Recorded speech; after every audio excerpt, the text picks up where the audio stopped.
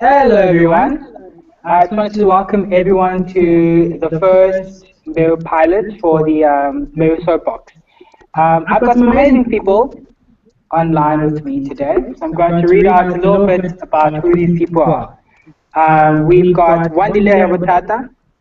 He's a 22-year-old BA final year graduate at the University of Pretoria, and he enjoys video games and downloading the Dog. Yeah, he knows what the Dog is. We also have Patson Manda, who is the chairperson of Rabothata, and he is joining us. He will be joining us a little later on the call. There's also DJ 13. He's not only a DJ by day and by night, he is an aspiring entrepreneur. We're waiting for a book of his to come out. He's got a very long and elaborate bio. So I'm going to cross over to DJ 13 right now so he can tell us a little bit about himself.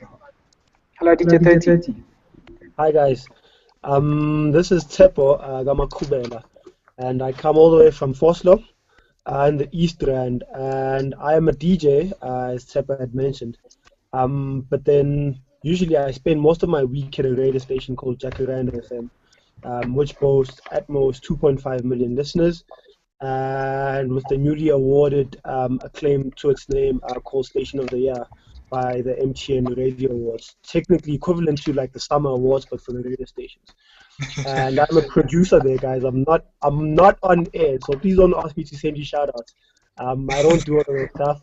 I'm just a producer. I'm the guy who makes the station really sound nice. I sit in the studio and I just produce imaging, jingles, campaigns. Most of the adverts you guys hear, be it a BMW ad or Hyundai ad or F1 Formula ad, like I'm the guy who records a voiceover and do stuff like that. Then I'm also part of a few youth organizations, one of them being the CAGC Youth Development Program as a mentor. I'm also another thingy mentor to a squad called Fashion Squad, which is based in Joburg, which they also go around schools, motivating, empowering, donating, doing blanket drives and stuff like that. But other than that, guys, I'm just a guy from the hood who loves Amakwenya and Kota. I'm very chill. Guys. There's nothing special to me, but I'm just ambitious, as all of you guys are on this timeline. Wow, that's really amazing. Thank you. Wandy, let's go over to you, my guy. Tell us a little bit about yourself. Hi, guys. I'm Wandile Rabothata. I'm coming all the way from Mamelodi. Currently a third-year BA law student. I'm majoring in philosophy, and next year I'm carrying on with my LLB studies. I'm a very normal person. Not as Tshepo has made me out to be, obsessed with cute little dogs. I like dogs. Don't get me wrong though. But that's pretty much it to me. I'm a very simple person. All right, guys. The topic today is young people who make it work. Tshepo, I'm going to ask you from your side. What is it that you would call your recipe for success? Can you please repeat your question? Your line is kind of bad. Didn't get that. Okay, cool. So the topic today is about young people who make it work. What is your recipe, and how would you define what your recipe for success? I'd say the term hustle, from where I come from, is overused, and it's used in a bad way. You'd find a whole lot of people saying we're hustling, but then they still want things to be done for them, So I think my ideal recipe is hunger for success. And one thing which I fear the most, and I think it's a phobia, guys. I've never been allergic to anything but this particular thing. I am really afraid of not making it, So hence, every single time I work extra hard without even wanting to be spoon-fed, I always have this thing at the back of my mind that should I ever not make it, I am screwed, completely doomed. So that is just my recipe to just keep on going, being hungry even when your peers look at you and think that you've made it, but deep down in your heart you know that, hey guys, this is nowhere near where I want to be. There's still greater things which I need to achieve.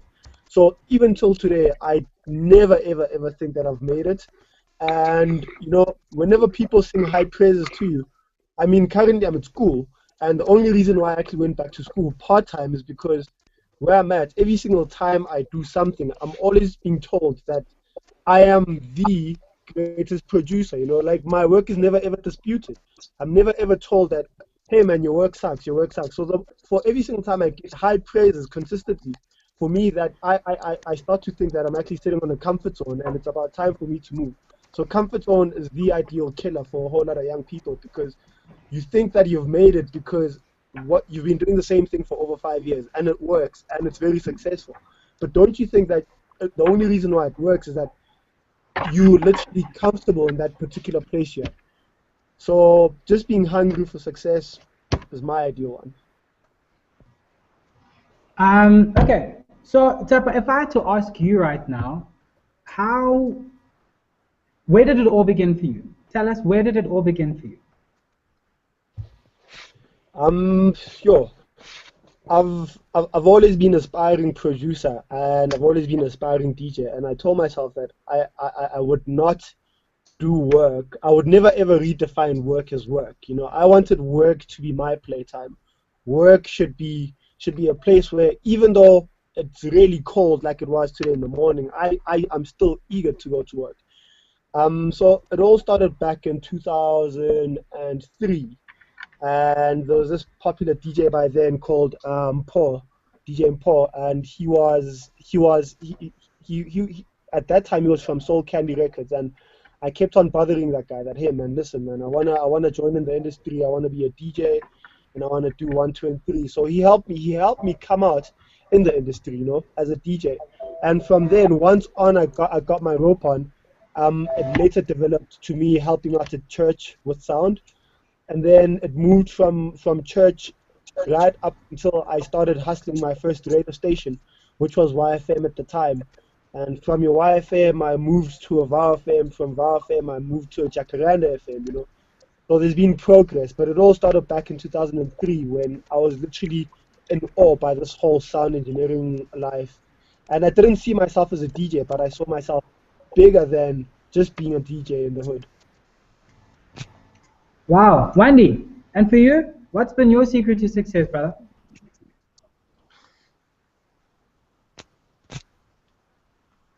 Can you see me now? I No, felt like I we was can see offline you, there. Wendy. Thanks. Well, Tell like us a for little. me, like everything. Okay, yeah. Right. Okay. No, you can go. Well, for You, me, brother. ever since a young age, I've never really had that ambition or motivation to always go out and do the best. For me, I've always tried to always just do enough just to get where I'm trying to go. And I've realized like at some stage that this is not really enough for me to get where I want to go. I mean, like we all want to live a life like at some point in our time. You look around in your community, especially where you're from, and you notice a lot of things that a lot of people don't have, some of the things that they wish they could always have. Things like healthcare, things like DSTV, all these kind of things, you know, and you start to wonder like, okay, why is that? Well, why is that the way it is? You know, what else can I do for myself besides that? And then you realize that, okay, maybe if I should pull my marks up a bit, because that's in where you start to define success for yourself. Success is not really what everybody else have, but it becomes what you want to have in life. And I think that's a very big misconception about what a lot of people make lately. They think it's a very material thing that everybody else can see, whereas success is actually something you yourself have defined yourself for yourself, and you want to achieve that thing. So my success might be 60%, but I can't always say 60% is my success. I must always change it, you know.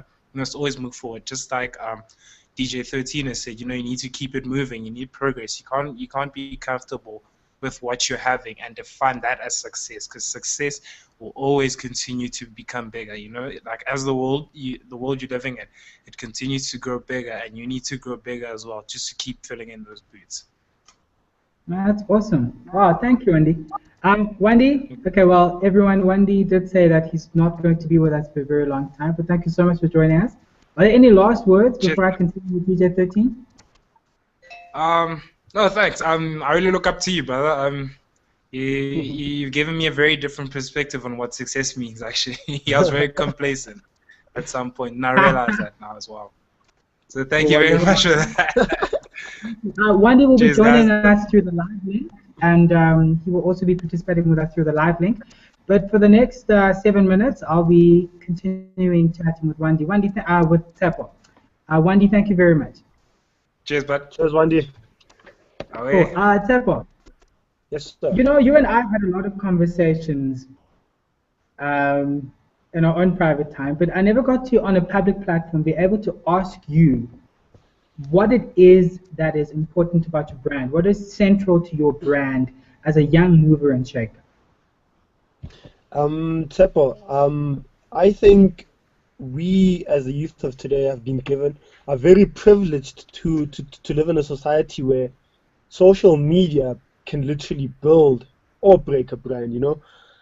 For most of my time, and it's something which I hardly tell a lot of people, but I remember when because I used to work for and with DJ Zintle, you know, at an all-female DJing school called Fuse Academy, and I was approached via Twitter by her, and it seems so ironic, but the reason why that happened was because the way I portrayed my DJ13 brand on my social media feed made people really wonder that who is this guy?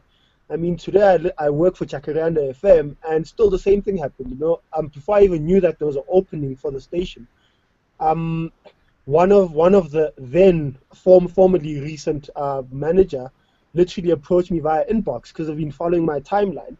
So Wow. what I'm trying to string in is that the people are watching. You know, people are forever watching on how you take care of your brand, how you grow your brand. You know, what you say on social media platforms literally means a lot. I mean, currently, I'm in talks with ETV, and well, I'm not sure if I should be saying this, but then we're working on something on a documentary for DJ13, and that opportunity too came about via social media. Not that I knew them, not because it was a tender, but it's all about the social media following, how you portray yourself, what you say, how you motivating aspiring young people, aspiring DJs and producers. So to me, a brand is like an unborn baby, of which you nurture before the little one is actually born. You know, you take care from it from within the womb. Before, if you say you want to be an aspiring soccer player, man, dream starts at home. What you read on, what you watch when there's no one seeing you, you know, on television, what you tweet about, who you follow on your timeline. For me, that says a lot. That's what builds a brand, because the day your brand actually comes alive, you know, you're already 5 steps ahead. I agree with that. I mean, look, from however long I've been doing whatever it is that I've been doing, I can agree with you with one thing, that it all starts with the small things. I mean, one of the things that I started with was just my dream. I had a dream of impacting young people, of changing the way that society sees young people. And I started at home, coming from Forslaw, you know, doing projects in Forslaw and being able to sell my brand in Forslaw enabled me, for example, to get recognized in churches, get recognized at church. Um, and look, today we are, you know, we're empowering young people in like 8 countries on the African continent. So I do agree with you there. How, if I can ask you, if you were telling one of the young people watching us live, or even those who are going to be listening to the podcast after this, what would your words of advice be to those young people out there? Um, it's never easy as they think, you know. What really hurts me the most, Tshepo, is that we always look up to people, and we look up to their successes, which is a good thing, which is a very good thing. We idolize their success. We idolize the cars they drive, you know, we idolize the job they're doing, you know. Currently, I mean, my favorite local DJ should be Black Coffee. There's a whole lot of people I look up to, but one thing we never go in depth about is where they come from, you know. I think once you start following someone's success from the ground roots, that's where you learn that nothing which they have today was not worth the tears. I don't know if you get what I'm saying. As in, they all have a story to tell. There's a lot of rejection, you know. There's a lot of laughter. You know, they've been laughed at, they've been mocked at, you know, they've been rejected. So for me, success is defined by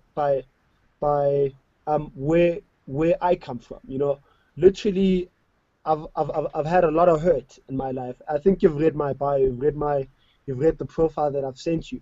There's I've been a lot of spoken to you, Tshepo. there's been a lot of rejection in my life, but what has kept me going was I did not allow my insecurities, and I did not allow my background to influence my future. You know, just because I got rejected by 5 people does not mean the 6th person will reject me. It might happen, not mean that the 7th person will reject me, you know. So I did not let my background influence where I wanted to see myself in the near future. And the reason why I started off by saying it's not easy, it's that people might see you and they might think that you're actually comfortable with where you are, and they might think that you're actually living the life, but yet they don't know that you still aiming higher. You know, people think that you've made it, but in a nutshell, you still want to be 10 times higher than what you think you are. But so actually, most of it is made by hard work. You know, it's made by dedication to time. Not only dedication to time, but also dedication to your hustle. You know, like the way you treat business, the way you treat a small business, man, defines who you are. You know, being professional at all you do. Tshepo, we're joined on the line by Patson, so we're just going to cross over and say, Patson, we've been on the call for a little bit of time now. So we want to know from you, how do you, Patson, describe success? Oh, Patson, you need to get off the call. You're on live right now. Okay, Tshepo, we're going to go back to you. Patson's in a little bit of a predicament. He was watching us live, and he decided to join us. He decided to join us. Okay, let's get back to you, brother. We've just got a couple of minutes left, Tshepo. But first, I do want to say thank you to you, to everyone who's watching us live right now. What I do want to say is DJ 13 is an incredibly humble guy, and I always say that he plays his cards very close to his chest. He's an incredibly successful young man. We define success very differently. I define success as the result of the consistent choices that we make. So I always describe success as I say, success is based upon the consistent choices that we make. And I think from the humble beginnings that DJ 13's come from, he's visited my house. Apparently we were friends as kids. I didn't realize. DJ, I didn't remember you. I did not remember you until you became famous. And then I was like, oh, I know this guy. Hey, I'm not famous, man. DJ 13, you are famous. This is how I describe fame and success. You made consistent choices. That's the difference with you. You determined to be successful. Before you had your own car, you said, listen, I want to drive a specific car. You visualized it, and you worked towards getting it. But what most people don't know about DJ 13 is that he used to play at not matric after parties, he used to play at 21st birthday parties. So people would book him at 21st birthday parties. And I'm learning from him now. I'm learning from him now what he learned many years ago, where I get booked for a talk, or I get booked for to MC at an event, and I don't get paid. I didn't get paid. So there was a time when I wasn't getting paid because people liked how I speak, and people thought that I was very eloquent and I could be a great MC. But what I learned now is that I will ask you, but did you pay for the catering? Did you pay for the desks and the tables? Did you pay for the food? Did you pay for the sound system? If you could pay for all of those things, why don't you pay me? But yeah, I'm guessing that's what DJ 13 can set a little bit more light on, because you're not getting paid for something that you used to do. How does that work out? Please rephrase your question. I didn't get your last bit, Tshepo. Oh yeah, no, I'm saying how did you get to the place now? You getting paid for what you do now, but did you do something that you used to do as a passion? It's something that you could have done for free. How does it feel now being recognized, being compensated for something that you used to do for free? Okay, I'm not sure if I got your question correctly, but I'll try to answer to what I understand you might have possibly said. You know, being paid. Okay, now the line is actually better. I think it was the other call coming. Sorry, DJ 13. It was Patson who came back again to the line. Sorry about that. Okay. For the last time, please kindly repeat your question, because I think his line was kind of disturbing our convo that we were having here. All right. Patson and anyone else who was invited to the live broadcast, you are no longer with us live. Respect the conversation and the dialogue between myself and DJ 13. Please. DJ 13, there were certain things that you used to do for free. For example, DJing for you was something that you learned from church. It was something that you honed in the house. And now you're being recognized for it, not only with the multiple awards that you've won, but you're getting paid for something that you discovered as a talent. How does it feel? Because the point I'm trying to drive at is that young people want to get paid immediately. You want to expose someone to something, and the first thing they're thinking about is, are you going to pay me? They have no skills, they have no background, they have nothing that they can put on the table. And today, you are getting paid for something you used to do for free. I'm asking how that feels now, knowing that even when you were just being given a platform for free, you're not benefiting financially, because finance wasn't your main goal. The skill and the talent was what you were aiming towards.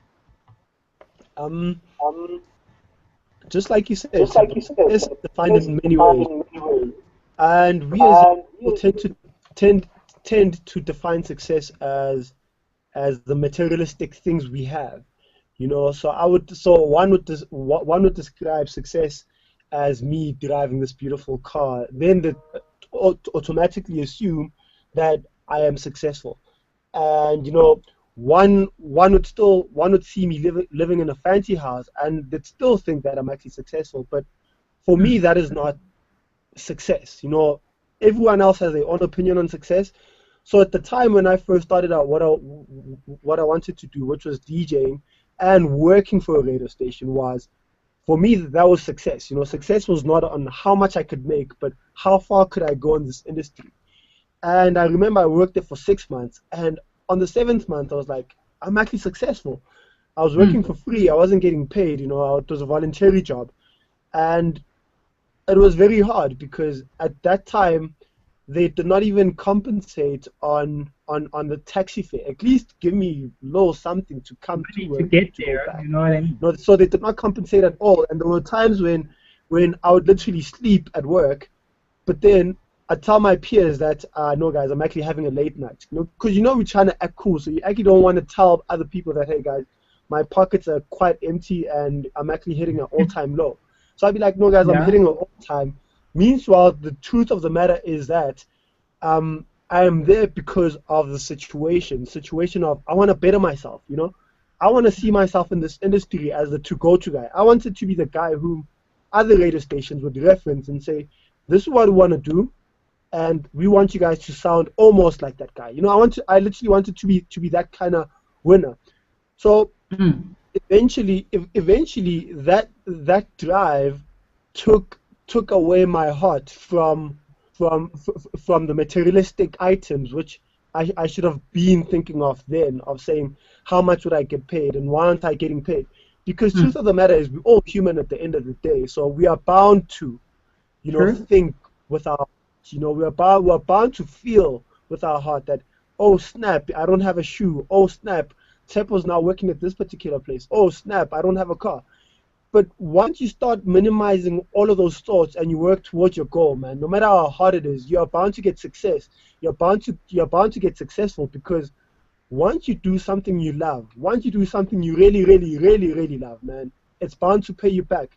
I remember I was having this little conversation with this other friend of mine. A whole lot of people, just so you know, a whole lot of people complain about my many thousand posts on Facebook. You know, they say I post a lot, but they're very inspirational. You know, and you know, I judge that bound by the number of inboxes I get. But that's despite the matter. What I'm trying to get to is, I've been approached by various companies to run their pages, they Facebook pages. And for most of them, they pay me on a monthly basis. You know, that's just extra income, because they feel that I'm good at what I do and how I articulate stuff and how I would campaign something on Facebook. So this other friend of mine was asking for a favor on WhatsApp for me to actually run his page because he's doing something, a big event. So he wants to get people and likes on his Facebook page so he could go pitch to sponsor. So since he's a friend, I'm like, dude, what's your budget? And he was like 10 cents, and we were joking about it, you know. And then I decided to make that a deal. I'm like, fine, for every single time I spend on your post, and for every single second that I spend on your post, you'll pay me 10 cents into my account. So I literally call this the 10-cent deal. And the reason why I'm doing this is because I've gotten to a point whereby now I feel that if you're really good at something, be paid for it, no matter how small or no matter how big it is. But don't let money be the drive. Don't do things because you want money. Hence I call this the 10-cent campaign. It's not for the money. It's that I'm familiarizing myself with the art of, I am good at this. I've been told that I'm good at this. I've seen stats, you know, coming in, and you know, I've been admired, and I see all the likes and all the numbers. Because in this world, we're living in a world whereby now we speak in numbers. You know, numbers speak volumes. The moment you go pitch at a company, they say, okay, fine, how much of a following do you have? You know, or how much would you get us? And you know, so we're speaking in numbers now. So I've seen all of those because I've done it for free for the longest time of my life. So now it's about time I get rewarded for the effort and to get rewarded for trying. So going back to your question is, before young people actually want to get paid for something, you know, they need to first master their craft. Whether be it you volunteer, whether be good at it, be so good at it that, you know, wherever you go, dude, it's the moment you start introducing yourself and you say, hi, I am Tshepo. This is what I get a lot. I'm, you know, and hence I never ever define myself as famous. You're the only person who says I'm famous. Hey, means a lot. Hey, you're my only groupie. But then I get this a lot, you know. People, I'd actually intro myself as, hi, I'm Tshepo. And automatically people will be like, when at 13, you know. So as humbling as that may be, but it simply means that your work speaks in volumes, you know. So people know where you've come from, and people know what you're worth now. So now all you have to do is turning that hobby into business, into a revenue. So to answer your question in a nutshell is, people should not focus on the money when they're first starting out, you know, because if you're really, really good at something, it is going to get to a phase whereby you are bound to get paid. And when you do get paid, but payment does not mean, I do not mean payment in a form of materialistic stuff. I'm not meaning hands and, you know, and nairas and dollars. Payment could be a promotion. Payment could be, I mean, here I'm having this discussion with you. I'm so humbled and I'm so honored to actually get an invite from you to do the Skype, to do this Google Hangouts. So for me, that's a form of payment from my career, because it means that I've served so long, but there are other people who notice what I do and they actually appreciate it. And for them, they actually feel very motivated to say that if he could do it, I could do it. I've never ever seen myself as DJ, you know. I embrace my hood, I embrace where I come from, but I see myself competing at an international stage. I see myself not only competing at an international stage, but walking in any organization or any radio station and say one word and people will jump and try to match up to what I said. So guys, it's always think big, but before you think big, put your plans in action. Start small, man, you know.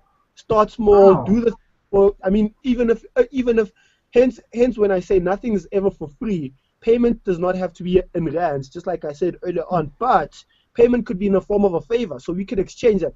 Okay, Tshepo, since I'm starting up my business, I'm going to do this for you, but no sooner or later, I'm going to ask you to actually please hook me up with this contact, XYZ, because you know this particular person. That's a payment. That's a form of payment, you know. So there's always something to be exchanged for something in life. So the moment you start working small, eventually you climax to a point whereby, dude, when I first came to my current work of employment, I remember they asked me that, so how much do you want? And you know that's kind of like an awkward question, because you don't, especially when you don't know what you're worth.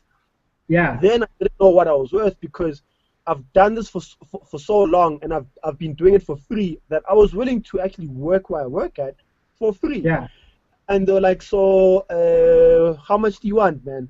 And here's the local Tshepo who literally belittles himself. Of like, no guys, even if you can give me just taxi money, 1,500 or 2,000, Ah, I'll live on that for the next 6 months. Like, because I had the drive and I had the passion and I knew that I could get the job done more than I actually wanted the money. Yes, I mean money is a need. We need money, man. I mean, you have to dress up, you have to be fed. But I've never ever seen a tombstone that's written RIP and then it says was killed by hunger. That's never happened, guys. So for me, payment is me being promoted. I mean, the level that I am right now, that's a form of payment. As it says in Zulu. That is my form of. I'm gonna pause you there because we're gonna go live. We're gonna go to our questions that were posted live. This was on the old link. We have Shadi Bila, and she's because you're gonna kill everything now. Shadi Bila wants to know how old you are. Oh, She's okay. 13. I was born in 1989 on the 12th of July. So Shadi Bila, please get me my birthday present soon enough. My birthday's in a month, and I please don't laugh at me, nah? Guys. Yeah. I always confuse how old I am. I'm born in Mm. 19. I am 25, and I'm only turning 26. But there are days when I'll be like, I'm 26 and I'm turning 27. So sometimes I get it mixed up because I focus so much on building a brand and getting what I do right than focusing on how old I was. I always believe that age is nothing but a number. It's good to be Mm. 30, it's good to be 50, it's good to be 12, but age is just another number. So I'm 25, Shadibi. All right. And then Zuko Kushega is asking you where he says, where do I start? I'm thinking maybe this. I think you have already addressed this when you were addressing the fact that you need to start with your talent, hone your talent, and once you've got enough to sustain your talent, then you'll be able to know what your worth is. And then I'm going to give you the second question here. This is from Bonga. Oh, this is Bonga Shabalala. Oh, Bonga Shabalala asks, can we do this again? So maybe you can answer Zuko Kosheka's question about where do we start, and also Bonga Shabalala's question of can we do this again? And to those of you who are still watching live, you guys can still either send us questions on the Google app. There's the Q&A tab. You can click on the Q&A tab on this link, and you can still ask your questions. So back to you, DJ 13. The one of where do you start? It's always start small, buddy. The reason why I say start small is because the fall won't be that bad. I mean, I'm a firm believer of opportunity meets luck.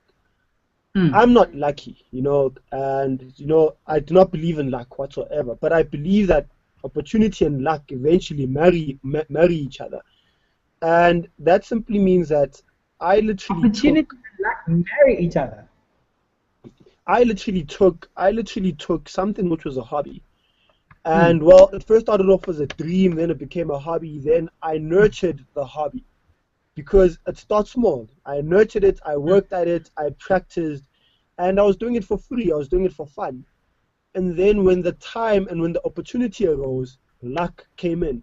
Luck is when a VOW FM allows me to work in their premises. A radio station, which then, for me, was the biggest goal or the biggest dream of my life because I've always wanted to work for a radio station. So whenever I got the opportunity to actually work for them, for me, that was luck meeting opportunity because I was already prepared for the job before the job looked for me. Yes, there's been a lot of rejection in between and stuff, but it did not mean that I was not any lucky then. And I did not stop trying. So for every single time I got rejected, I went back home and I tried bettering myself. Just yesterday, I was talking to this other friend of mine who works at the station. He's a very well-known presenter on air, and he was asking me about my gigs. So I'm like, no, currently, I mean, it's winter season, so for now I'm still off season and stuff.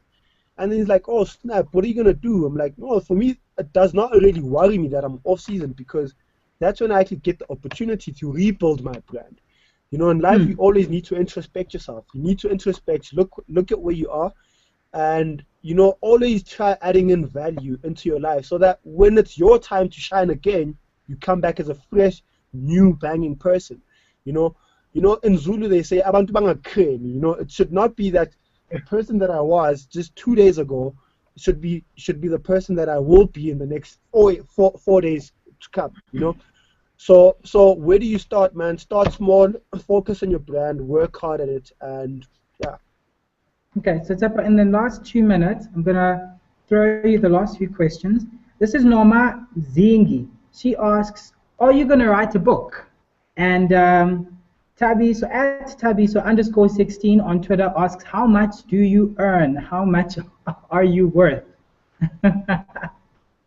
Back to you, Tshepo. Tshepo, I would really love to write a book. I believe I've got so much to share about my life story, but it has not ended.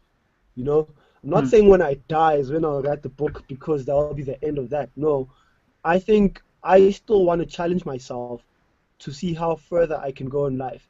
And I remember I did tell you this this other time that it would be so unfair for me to go to high schools or to varsities and to speak to my fellow peers and say, guys, do not give up on life. You can make it. Do not give up and stuff like that. But whereas when they look at your life alone is not motivation. Your life needs to be motivation before you can try motivating other people. I need to look at myself and say, wow, damn, it is possible. And then I can go to you and say, Tshepo, it was possible for me, I've done it. So in the near future, I will write a book when I've accomplished X, Y, Z.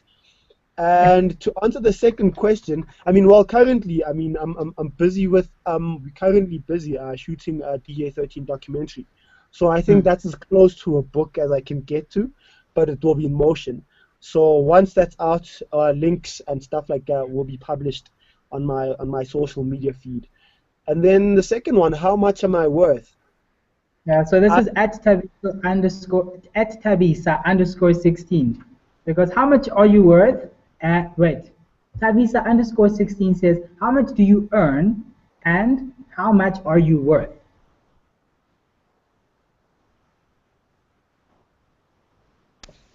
Okay. How much am I worth?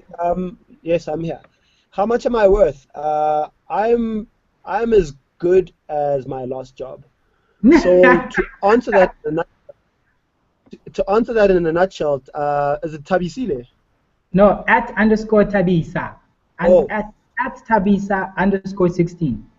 Tabisa, I always believe you're as good as your last job, So I never tend to measure my net worth because that's literally gonna get me in a position where I do not want to be, and that is being in a comfort zone and being big-headed and stuff like that. For as long as I think that I'm hungry and for as long as I know that I'm still eager to make it big, for now that's nothing that I'm worried about. I'm just worried about being the best at who I could possibly be. Yes, people do bid, people do bet for you, people do vow for you. I still get poached, but then just like they say, man, not every single big door is a blessing. You may still be worth $1 billion, but the work you deliver is worth 2 rands. Where's the difference in that? So rather, what I'd say to Tabisa is, rather than looking at how much you're worth, look at how much work you're putting out there in the industry. Whether you're a musician, whether you're an artist, whether you're a producer just like me. If you're an accountant, dude, if you literally become so good and you practice so hard at what you do, I believe that will dictate how much people think you're worth. I never let myself ask how much I'm worth. Yes, currently I would have an actual amount and say, but guys, this is how much I want for a particular gig. This is how much I want for me to produce you a promo, a good promo. And I was working on the F1 promo, which was last year, and that question came about, how much am I worth? And rather than me giving them figures, what I did was I played them my work. I said, guys, this is what I do. And I played them my work, and they were in awe. They were literally in awe to find a young person like me producing such work. So, my worth, your last work is literally you need to know your worth. You need to know your worth, and people will be able to, know your worth, and people will be able to respond in kind. So, but that's all the time we have for today. Thank you so much. Thank you so much for availing yourself, availing your expertise, and availing your time.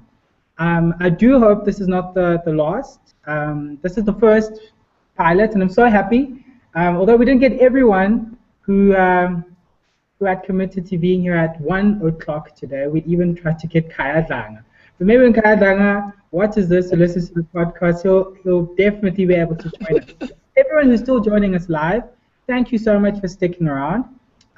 Hopefully the next soapbox we're going to have is going to be even more explosive.